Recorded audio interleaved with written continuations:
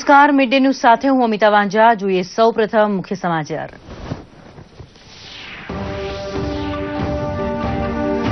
ભાજપ વિચારધારાને વરેલો પક્ષ હોવાનું જણાવતા પ્રધાનમંત્રી નરેન્દ્ર મોદી ઓડિશાના સુંદરગઢ ખાતે ચૂંટણી રેલીને સંબોધન.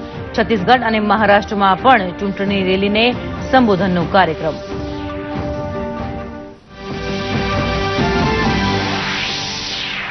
ભાજપના 40મા સ્થાપના દિવસની દેશભરમાં ઉલ્લાસપૂર્વક થઈ રહી છે ઉજવણી.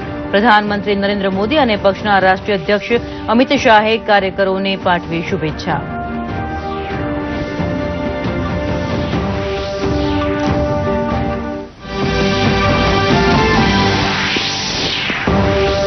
ભાજપા સ્થાપના દિવસ નિમિત્તે ભાજપા અધ્યક્ષ અમિત શાહે અમદાવાદના વેજલપુર ખાતે યોજ્યો રોડ શો અને જનસંપર્ક રેલી. કાર્યકરોમાં ભારે ઉત્સાહ. રાણીપ ચાંદલોડિયામાં પણ સાંજે રોડ શોનું આયોજન.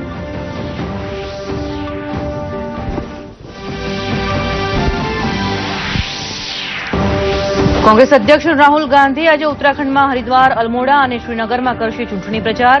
પુણેમાં ગઈકાલે વિદ્યાર્થીઓ સાથે કોંગ્રેસ અધ્યક્ષ રાહુલ ગાંધીનો સંવાદ. કહ્યું, અમે જે કહીએ છીએ તે કરીએ છીએ. 5 કરોડ ગરીબોને 72,000 આપવાનું વચન પાળી બતાવીશું. રાજ્યમાં લોકસભાની 26 બેઠકો માટે 23 એપ્રિલે યોજાનારા મતદાનમાં મતદારો ભાગ લે તે માટે ઠેર ઠેર યોજાઈ રહ્યા છે મતદાન જાગૃતિના કાર્યક્રમો. રેલવેએ ચિત્ર્યો નવો ચિલો. ગુવાહાટીથી આવેલી કામાખ્યા એક્સપ્રેસ ટ્રેનની મતદાન જાગૃતિના ચિત્રો અને સૂત્રોથી કરી સજાવટ. અને હિન્દુ નૂતન વર્ષ અને ચૈત્ર નવરાત્રીનો આજથી શુભારંભ. માઈ મંદિરોમાં થઈ છે ખાસ સજાવટ. નવદુર્ગાના વિવિધ સ્વરૂપોની થશે પૂજા અર્ચના. મહારાષ્ટ્રમાં ગુડી પડવો અને આંધ્રમાં ઉગાદીની થશે આજે ઉજવણી.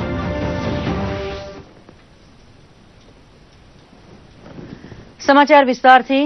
લોકસભા ચૂંટણીના પ્રથમ તબક્કાના મતદાનની તારીખ નજીક આવતી જાય છે તેમ તેમ દરેક પક્ષ દ્વારા પ્રચાર પ્રક્રિયા તેજ થઈ છે. પ્રધાનમંત્રી નરેન્દ્ર મોદી આજે ઓડિશાના સુંદરગઢ ખાતે રેલીને સંબોધન કર્યું હતું. રેલીને સંબોધતા પ્રધાનમંત્રીએ જણાવ્યું કે પક્ષ જનજનની આકાંક્ષાઓથી જન્મ્યો છે અને પક્ષની પોતાની આગવી વિચારધારા છે. પક્ષ પાસે કોઈ ઉધારની વિચારધારા નથી. પ્રધાનમંત્રી આ પછી ઓડિશા સોનેપુર ખાતે એક અન્ય રેલીને પણ સંબોધવાના છે. પ્રધાનમંત્રી તે પછી છત્તીસગઢના બાલોદ અને મહારાષ્ટ્રના નાંદેડ ખાતે પણ ચૂંટણી રેલીને સંબોધશે. लोकतंत्र की रक्षा के लिए आपातकाल के दौरान युवा शक्ति के रूप में बीजेपी ने कांग्रेस सरकार के दमनकारी और तानाशाही रवैये के खिलाफ लोकतंत्र को बचाने का काम किया. लाखों भाजपा के जनसंघ के कार्यकर्ता जेलों में रहे. 19 महीने जेलों में रहे. जब भारत की एकता और अखंडता पर सवाल उठा तभी बीजेपी एकता यात्रा के साथ देश को एकजुट रखने के लिए आगे आई.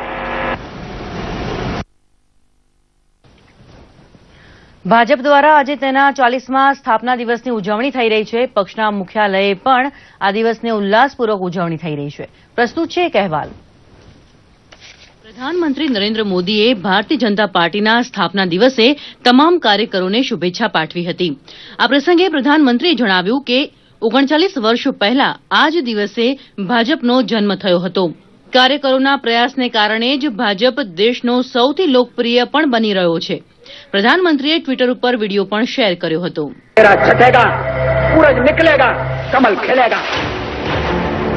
कभी हम सत्ता के लोग गलत काम करने के लिए चले.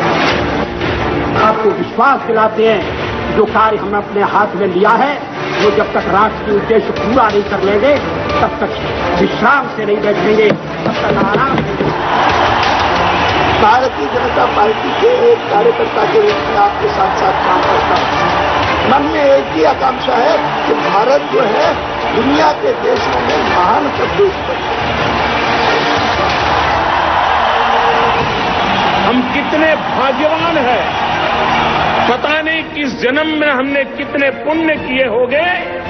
हम सबको इस महान पार्टी के कार्यकर्ता के रूप में कार्य करने का, मां भारती की सेवा करने का सद्भाग्य प्राप्त है.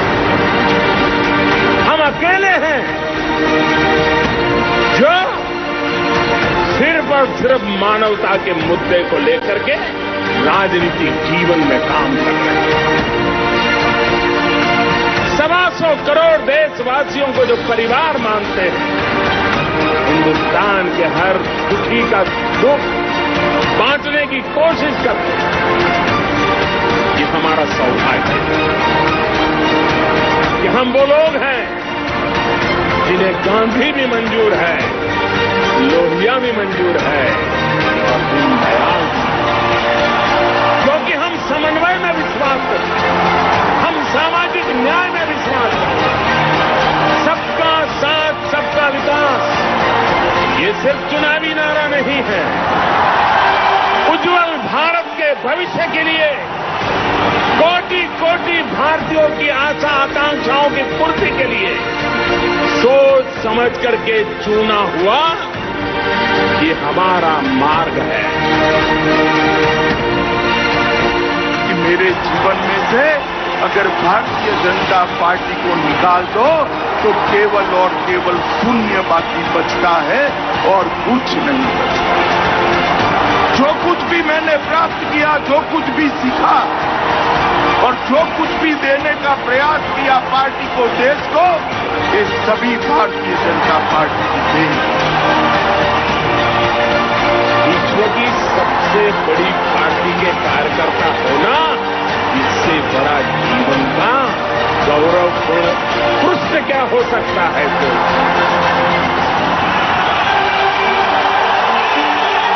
ભાજપા અધ્યક્ષ અમિત શાહે પણ પક્ષના સ્થાપના દિવસે ટ્વીટ કરીને કહ્યું છે કે પક્ષ માટે સમર્પણ કરીને પક્ષને આજના વૈભવ સુધી પહોંચાડનારા તમામ મહાપુરુષોને હું નમન કરું છું। ભાજપના વરિષ્ઠ નેતા અરુણ જેટલીએ પણ દિલ્હી ખાતે પક્ષના મુખ્યાલયે પક્ષના સંસ્થાપક સ્વર્ગીય ડોક્ટર શ્યામાપ્રસાદ મુખર્જીને શ્રદ્ધાસુમન અર્પણ કર્યા હતા। आज जब हमारा 40वां स्थापना दिवस है तो देश भर में कार्यकर्ता भारतीय जनता पार्टी के जो करोड़ों की संख्या में है और विश्व में इतनी सदस्यता किसी राजनीतिक दल की नहीं है, आज ये संकल्प लेते हैं कि इस देश की समृद्धि और अपनी राष्ट्रवाद की विचारधारा और समाज में हर गरीब का कल्याण, अपने इस उद्देश्य को लेकर एक बार फिर प्रधानमंत्री माननीय नरेंद्र मोदी जी के नेतृत्व में राष्ट्रीय अध्यक्ष श्री अमित शाह जी के मार्गदर्शन में एक बार फिर हम अपनी पार्टी को मजबूती के एक नए स्तंभ के ऊपर ले जाएंगे। દેશભરમાં ભાજપા કાર્યકરો પણ ખૂબ જ ઉલ્લાસપૂર્વક પક્ષના સ્થાપના દિવસની ઉજવણી કરી રહ્યા છે। દૂરદર્શન સમાચાર અમદાવાદ। ભાજપા અધ્યક્ષ અમિત શાહે આજે સવારે અમદાવાદના સાબરમતી અને વેજલપુર વિસ્તારમાં રોડ શો અને જનસંપર્ક રેલીમાં પણ ભાગ લીધો હતો। ભાજપાના સ્થાપના દિવસ નિમિત્તે યોજાયેલા રોડ શોમાં કાર્યકરો મોટી સંખ્યામાં જોડાયા હતા। ભાજપ અધ્યક્ષ સાંજે અમદાવાદના રાણીપ ખાતે ચાંદલોડિયા વિસ્તારમાં યોજાનારા રોડ શોમાં પણ ભાગ લેવાના છે।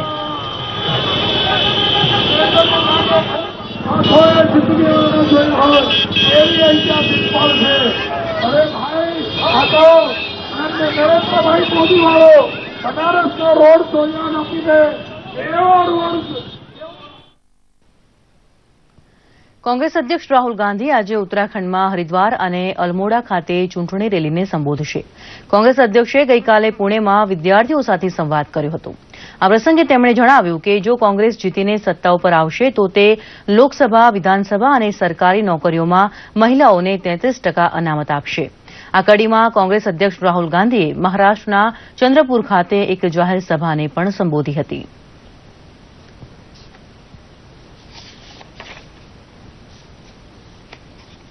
33% of Lok Sabha, Vidhan Sabha, Rajya Sabha seats are going to be reserved for women after 2019 when we come to power.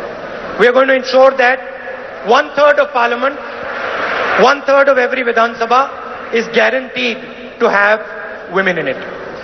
Second thing we are thinking about is 33% of all jobs at the national level should be reserved for women. That is the Those are the broad ideas we have in our manifesto. ચૂંટણી પંચે શુક્રવારે બે મહત્વના પગલાં લીધા હતા. આંધ્રપ્રદેશના મુખ્ય સચિવ અનિલ ચંદ્ર પુનેઠાને તાકીદની અસરથી પદ પરથી હટાવી દીધા હતા. ચૂંટણી પંચે કોલકાતાના પોલીસ કમિશનર સહિત મુખ્યમંત્રી મમતા બેનર્જીની નજીક મનાતા સંખ્યાબંધ પોલીસ અધિકારીઓની બદલી કરી હતી. ચૂંટણી પંચને આંધ્રના મુખ્ય સચિવ વિરુદ્ધ ચૂંટણીમાં ભેદભાવ કરતા હોવાની ફરિયાદ મળી હતી. ફરિયાદને પગલે ચૂંટણી પંચે આંધ્ર સરકારને 6 એપ્રિલે સવારે 11 વાગ્યા સુધીમાં પુનેઠાની બદલી કરીને તેમણે ચૂંટણી જવાબદારીઓમાંથી મુક્ત કરવામાં આવે તેવો આદેશ કર્યો હતો. બાકી કાર્યવાહી તપાસનો સંપૂર્ણ અહેવાલ આવ્યા પછી થશે.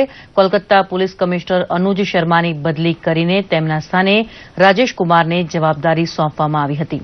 અનુજ શર્મા વિરુદ્ધ પણ ચૂંટણી પંચમાં ફરિયાદ કરવામાં આવી હતી. માહિતી અને પ્રસારણ મંત્રાલયના સચિવ અમિત ખરેએ જણાવ્યું છે કે મીડિયા અને મનોરંજન ક્ષેત્ર ખૂબ ઝડપથી આગળ વધી રહ્યું છે અને આ ક્ષેત્રોમાં રોજગારીની તકો સૌથી વધુ છે. CIIના વાર્ષિક 2019ના સત્રને તેમણે ઇન્ડિયા 5@75 એન્ડ બિયોન્ડની થીમ ઉપર એક સત્રને સંબોધિત કર્યું હતું. આ પ્રસંગે ખરેએ જણાવ્યું કે ડિજિટલ ટેકનોલોજી ક્ષેત્રે વિકાસને ગતિ આપી છે. At the cumulative growth rate of around 11.6%. But within this sector, some of the emerging areas like OTT, the digital media, their growth is far higher. Added to it is the fact that it offers about 1.6 million jobs.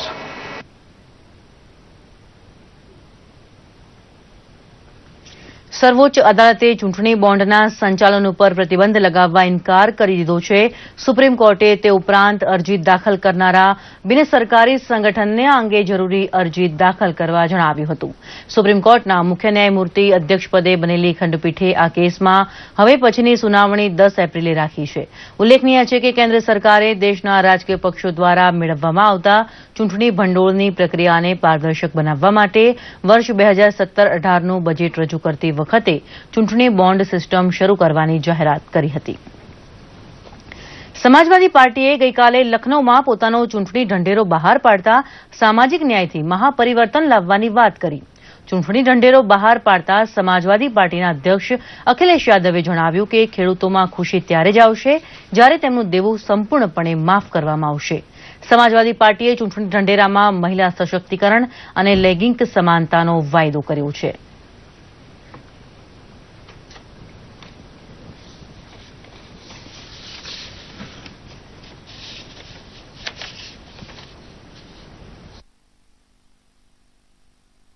Samajwadi party, Bahujan Samaj party गठबंधन, RLD गठबंधन पूरे प्रदेश में उनके कार्यकर्ता नेता जनता के बीच में हैं और जनता से अपील कर रहे हैं कि आने वाले समय में भारत का भविष्य बेहतर हो. મુખ્યમંત્રી વિજયભાઈ રૂપાણીએ આજે ઉજવાનારા ચેટીચંડ અને ગુડી પડવાના પાવન પર્વે સિંધી અને મરાઠી સમુદાયના સમસ્ત ભાઈઓ બહેનોને હૃદયપૂર્વકની શુભેચ્છા પાઠવી છે.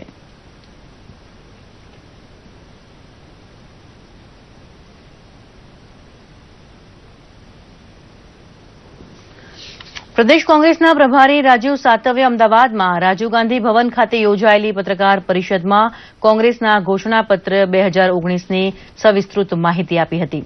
તેમણે કહ્યું કે કોંગ્રેસ પક્ષે પોતાના ઘોષણાપત્રમાં રોજગારી, ખેતીનો વિકાસ, શિક્ષકોને નોકરી અને દેશની વસ્તીના 20% લોકોની ગરીબીમાંથી બહાર લાવવા નિર્ધારિત યોજનાઓ ઘોષિત કરી છે.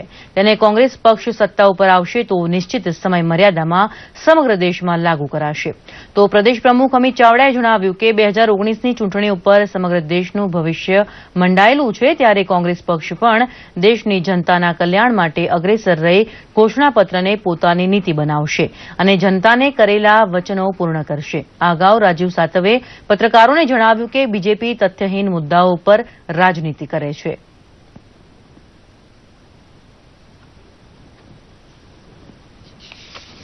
कांग्रेस से गुजरात की जनता की है, उससे दिखता है कि बहुत अच्छी सीटें हम पाएंगे. आधे से ज़्यादा कम से कम सीटें हमारी आएगी. भारतीय जनता पार्टी की ये स्टाइल रही है कई नॉन इश्यूज को चर्चा करवाना इस देश के सामने, गुजरात के सामने अगर कोई इशू है तो खेडूतों को मदद करना है। जो रोजगार के अवसर गुजरात में नहीं मिल रहे हैं उसके ऊपर काम करना है और गुजरात के बेसिक इश्यूज के ऊपर काम करना है। प्राइमरी एजुकेशन, सेकेंडरी एजुकेशन, इनको स्ट्रेंथन करना हमारा एजेंडा है और 6% तक, जीडीपी के 6% तक खर्च करना, ये हमने हमारा लक्ष्य रखा है और इसलिए हमने हमारी जो टैगलाइन रखी है, हम जो कहेंगे वो निभाएंगे, ये लाइन पर हमने ये यहाँ पर हमारा घोषणा पत्र दिया है। आने वाले 5 साल में सरकार बनते ही हम इसको लागू भी करेंगे, जनता के सामने इसका हम हिसाब भी देंगे और सही मायने में लोगों की सरकार इस दिशा में जाना, ये हमारा एजेंडा है। ખેડૂતોને ઉત્પાદનના પૂરતા ભાવ મળે, એના ખર્ચમાં ઘટાડો થાય, એને બેંકોમાંથી સસ્તું ને સરળ ધિરાણ મળે, એ માટેના કાર્યક્રમો સાથે આવનારી કોંગ્રેસ સરકાર ખેડૂતોની આર્થિક પ્રગતિ અને ઉત્થાન માટે બજેટમાં અલગથી કિસાન બજેટની જોગવાઈ કરવાની વાત પણ મેનિફેસ્ટોમાં કરવામાં આવી છે। લોકસભા ચૂંટણીને હવે ગણતરીના જ દિવસો બાકી રહ્યા છે ત્યારે જોરશોરથી પ્રચાર પ્રસાર ચાલી રહ્યો છે। આ દરમિયાન જ ભાજપે સ્ટાર પ્રચારકોની યાદી જાહેર કરી છે, જેમાં પ્રધાનમંત્રી નરેન્દ્ર મોદી અને ભાજપ અધ્યક્ષ અમિત શાહ સહિત ગૃહમંત્રી રાજનાથ સિંહ, નીતિન ગડકરી, વિદેશ મંત્રી સુષ્મા સ્વરાજ, નાણામંત્રી અરુણ જેટલી, રક્ષામંત્રી નિર્મલા સીતારામન અને કેટલાક કેન્દ્રીય મંત્રીઓના નામ જાહેર કર્યા છે। તો ગુજરાત ભાજપમાંથી મુખ્યમંત્રી વિજય રૂપાણી, પ્રદેશ અધ્યક્ષ જીતુ વાઘાણી, નાયબ મુખ્યમંત્રી નીતિન પટેલ, ભૂપેન્દ્રસિંહ ચુડાસમા સહિતના રાજ્યકક્ષાના મંત્રીઓના નામ જાહેર કરાયા છે। તો સાથે જ પૂર્વ સાંસદ અને કલાકાર પરેશ રાવલ અને બોલિવૂડ કલાકાર વિવેક ઓબેરોયનો પણ સમાવેશ કરવામાં આવ્યો છે। ભાજપ પ્રદેશ અધ્યક્ષ જીતુભાઈ વાઘાણીએ મીડિયાને માહિતી આપતા જણાવ્યું હતું કે આગામી 10 એપ્રિલના રોજ પ્રધાનમંત્રી નરેન્દ્ર મોદી લોકસભાની ચૂંટણી સંદર્ભે પ્રચાર અર્થે ગુજરાતના પ્રવાસે આવી રહ્યા છે। અહીં પ્રધાનમંત્રી જૂનાગઢ અને સોનગઢ ખાતે જનસભાને સંબોધન કરશે। વધુમાં વાઘાણીએ જણાવ્યું કે આજે ભારતીય જનતા પાર્ટીના સ્થાપના દિન છે, જે નિમિત્તે ગાંધીનગર લોકસભાના ઉમેદવાર અને રાષ્ટ્રીય અધ્યક્ષ અમિતભાઈ શાહ વેજલપુર અને સાબરમતી વિધાનસભામાં લોકસંપર્ક માટે રોડ શો અને જનસભાને સંબોધન કરશે। આ પ્રસંગે તેમણે કોંગ્રેસ ઉપર પણ આકરા પ્રહારો કર્યા। નીતિ રીતિઓ છે એ ખુલ્લી પડી છે। એમના દિગ્ગજ નેતા ભરતસિંહ સોલંકી એ ચૂંટણી લડતા હોય, મિત્રો મેં અગાઉ વાત કરી, એને સમર્થન મળતું હોય એ પ્રકારે પૈસા વેચવામાં આવે, ભીડ ભેગી કરવા માટે એવા દ્રશ્યો ટીવીમાં, મેં ટીવીમાં જોયા છે, એના આધારે આપને કહું છું। એમના મુખ્ય નેતાની સ્થિતિ જો આ હોય તો વિચાર કરી લો કે અન્ય 25 સીટોમાં કોંગ્રેસની હાલત એ કેવી હશે। જામનગર લોકસભા બેઠક માટે ભાજપના મુખ્ય કાર્યાલયનું ઉદઘાટન કેન્દ્રીય મંત્રી મનસુખ માંડવિયાની ઉપસ્થિતિમાં કરવામાં આવ્યું। ભાજપના જામનગર લોકસભા બેઠક માટેના ઉમેદવાર પૂનમબેન માડમે જામનગર ઉત્તર વિધાનસભા મતવિસ્તાર માટેના ભાજપ મધ્યસ્થ કાર્યાલયનું ઉદઘાટન કરવામાં આવ્યું। જામનગર દક્ષિણ વિધાનસભા મતવિસ્તારના ભાજપ મધ્યસ્થ કાર્યાલયનું ઉદઘાટન કેન્દ્રીય મંત્રી મનસુખ માંડવિયાએ કર્યું। આ પ્રસંગે ભાજપના આગેવાનો આરસી ફળદુ, ધર્મેન્દ્રસિંહ જાડેજા, પૂર્વ મંત્રી વસુબેન ત્રિવેદી સહિતના ભાજપના આગેવાનો અને કાર્યકરો ઉપસ્થિત રહ્યા હતા। 78 વિધાનસભાના અહીંયા મધ્યસ્થ કાર્યાલયનું ઉદઘાટન અને સાથે સાથે એક મહાસભા, અમે તો કાર્યકર્તા સંમેલન રાખીએ છીએ પણ એ મહાસભામાં પરિવર્તિત થઈ જાય તો જે રીતે લોકોની લાગણી, જે રીતે લોકોનો વિશ્વાસ ફરીથી એક વખત અને જે રીતે લોકોનો ઉત્સાહ છે એના પરથી લાગે છે અને સમગ્ર દેશમાં જે પ્રકારનું વાતાવરણ છે મને લાગે છે કે ગયા વખતથી પણ વધુ મજબૂતીથી નરેન્દ્રભાઈના નેતૃત્વ હેઠળ એક મજબૂત ભારત સરકારનું નિર્માણ થશે। બંને વિધાનસભાના કાર્યાલયોનો શુભારંભ કરવામાં આવ્યો છે। જે રીતે જનતા જનાર્દનનો ઉત્સાહ છે, જનતા સ્વયંભૂ ઉમટી પડે છે, એના આધારે હું ચોક્કસ રીતે કહી શકું કે ગુજરાતમાં 26માંથી 26 સીટ ભારતીય જનતા પાર્ટી જીતશે અને નરેન્દ્રભાઈના નેતૃત્વમાં ભારતીય જનતા પાર્ટીની એનડીએની પુનઃ સરકાર રચાશે। 23 એપ્રિલે રાજ્યભરમાં યોજાનારી લોકસભા ચૂંટણીની તૈયારીઓ પૂરજોશમાં ચાલી રહી છે। 4 એપ્રિલે ઉમેદવારી પત્ર ભરવાની છેલ્લી તારીખ હતી। કચ્છ બેઠક માટે કુલ 14 ઉમેદવારીપત્રો ભરાયા હતા. શુક્રવારે તેની ચકાસણી હાથ ધરાતા 4 ફોર્મ રદ થયા હતા. ફોર્મ ચકાસણીને અંતે 10 ઉમેદવારો ચૂંટણી મેદાનમાં રહ્યા છે. 8મી એપ્રિલ સુધીમાં ઉમેદવારીપત્રો પાછા ખેંચી શકાશે. ઉમેદવારીપત્રો પાછા ખેંચવાની અંતિમ તારીખ પછી જ બેઠક પરના ઉમેદવારોનું ચિત્ર સ્પષ્ટ થશે.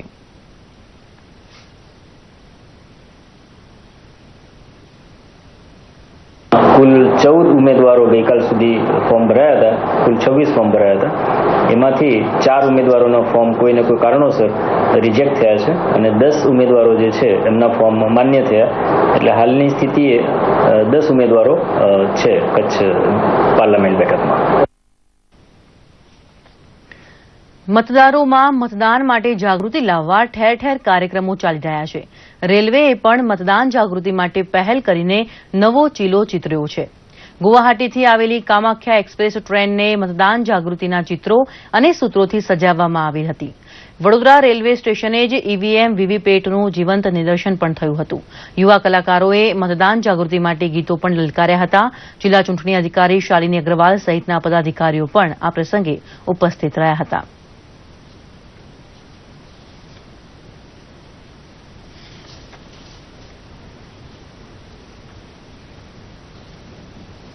इलेक्शन कमीशन ऑफ इंडिया और इंडियन रेलवेज की तरफ से कामाख्या एक्सप्रेस ट्रेन के ऊपर वोटिंग अवेयरनेस के लिए खूब सारी इंफॉर्मेशन डिस्प्ले करने में आई है और इसके थ्रू लोगों में मतदान के प्रति जागृति हो और लोग जाकर अपना मताधिकार का उपयोग करें, ऐसी शुभ आशय के साथ में इलेक्शन कमीशन और रेलवे तरफ से ये इनिशिएटिव लेने में आया है.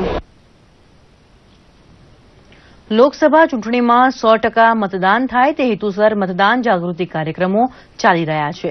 મહીસાગર જિલ્લા ચૂંટણી અધિકારી આરબી બારડના માર્ગદર્શન હેઠળ પણ જાગૃતિ કાર્યક્રમ યોજાઈ ગયો. આ અભિયાન હેઠળ કડાણાની એકલવ્ય મોડેલ નિવાસી સ્કૂલના બાળકોએ વોટ ફોર ઇન્ડિયાની આકૃતિ રચીને જિલ્લાના મતદારોને મતદાન કરવાનો સંદેશો આપ્યો હતો. વીરપુરની એક શાળાના વિદ્યાર્થીઓએ ફરજિયાત મતદાન અંગેના શપથ માટે, જ્યારે આર્ટ્સ કોલેજના વિદ્યાર્થીઓએ સિગ્નેચર કેમ્પેન હાથ ધર્યો હતો. મતદાનની પવિત્ર ફરજ અદા કરવાની મતદારોને પ્રેરણા આપી હતી. રાજ્યભરમાં ઉનાળો બેસી ગયો છે. ઘણા શહેરોમાં તાપમાનનો પારો 40 ડિગ્રીથી વધુ કે તેની આસપાસ રહે છે. મોડાસામાં પણ તાપમાનનો પારો 40 ડિગ્રીએ પહોંચી જતા બપોરના સમયે રસ્તા સુમસામ રહેવા લાગ્યા છે. લોકો ઘર બહાર નીકળવાનું ટાળવા લાગ્યા છે. અસહ્ય ગરમીમાં રાહત મેળવવા લોકો શેરડીનો રસ, છાશ, ઠંડા પીણા પીને રાહત મેળવવાનું શરૂ કર્યું છે. વેપારને કારણે વેપાર ધંધા પણ મંદ પડ્યા છે.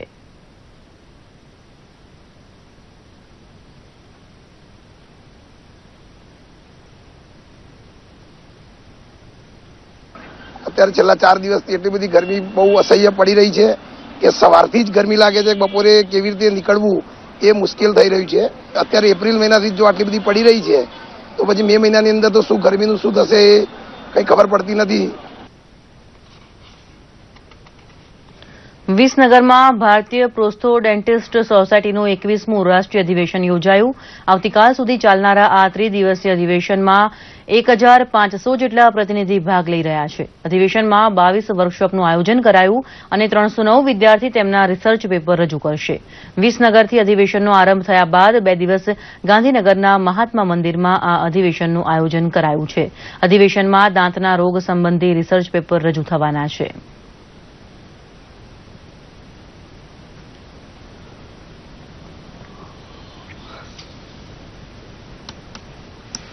ગુજરાત માટે ગૌરવની વાત છે કે આપણા ત્યાં 1500થી વધારે ડેલિગેટ્સ આ કન્વેન્શનની અંદર ભારત દેશની અંદરથી આવ્યા છે અને ગુજરાતની અંદર પહેલી જ વખત આ કન્વેન્શન આયોજિત કરવામાં આવેલી છે. 6 અને 7 તારીખે ગાંધીનગર ખાતે મહાત્મા મંદિરની અંદર આ કન્વેન્શનનું આયોજન કરવામાં આવેલું છે અને ગુજરાત માટે ગૌરવની વાત છે કે સકરચંદ પટેલ યુનિવર્સિટી દ્વારા રિસર્ચને પ્રમોટ કરવા માટેનું આ આયોજન કરવામાં આવ્યું છે. Every hall is having fantastic attendance.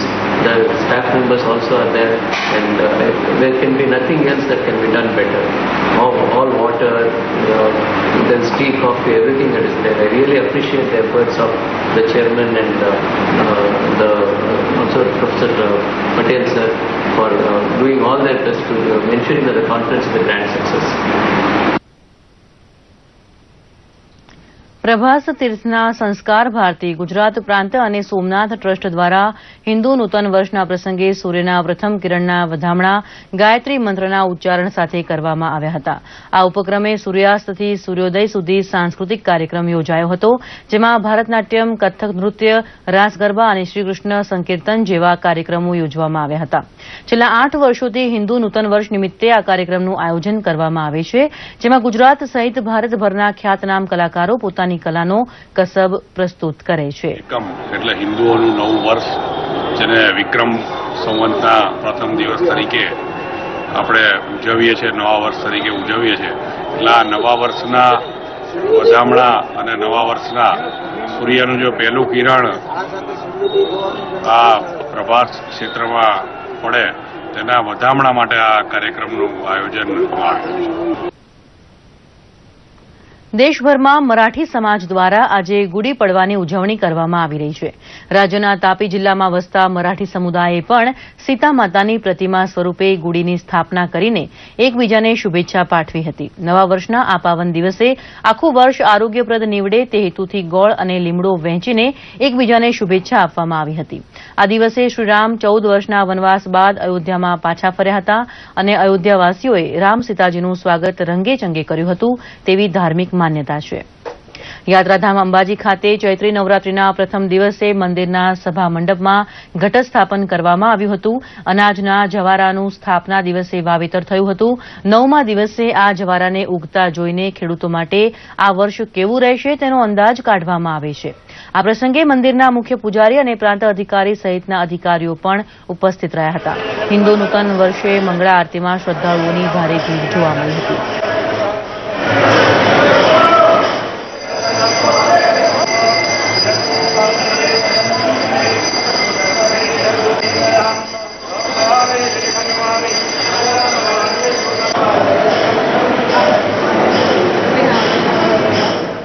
ઘટ સ્થાપન કરી એટલે કે માના જવેરા વાવી અને માની શક્તિની આરાધનાનું શરૂઆત આપણે કરતા આવીએ છીએ, જેને મંગળાચરણ કહેવામાં આવે કે આપણે શરૂઆત કરીએ છીએ.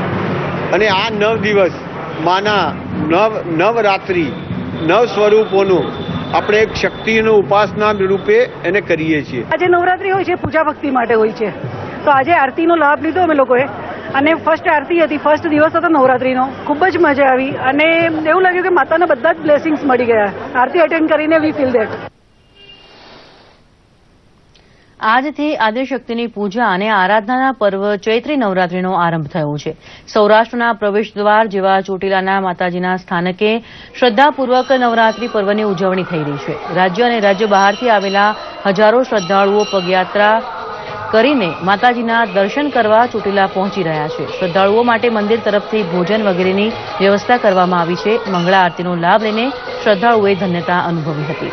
નવરાત્રીના 8મા દિવસે અહીં હવનનું પણ આયોજન કરાયું છે.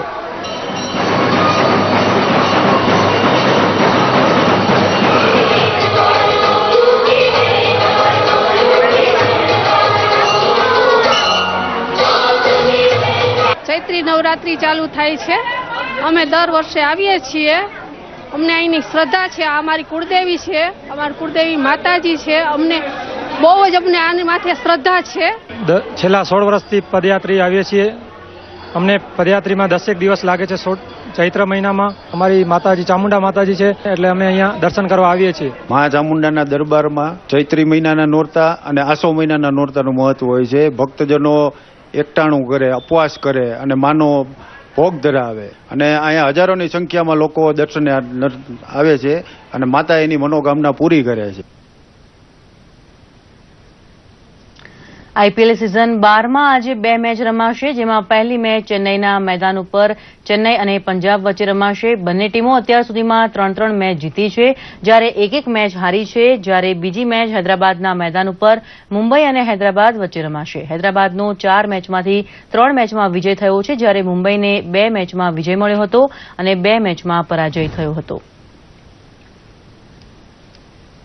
તો મિડ ડે ન્યૂઝમાં અત્યારે તો બસ આટલું જ. વધુ સમાચાર માટે જોતા રહો દૂરદર્શન સમાચાર. નમસ્કાર.